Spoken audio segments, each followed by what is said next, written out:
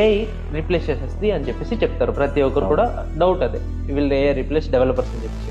So ఇప్పుడు ఇలాంటి సిచ్యువేషన్లో మీరు HTML CSS ఫ్రంట్ ఎండ్ వైపు నేర్చుకోవడం సజెస్ట్ చేస్తారా ఏంటి, మీ ఒపీనియన్ ఏంటి? ఎగ్జాక్ట్లీ.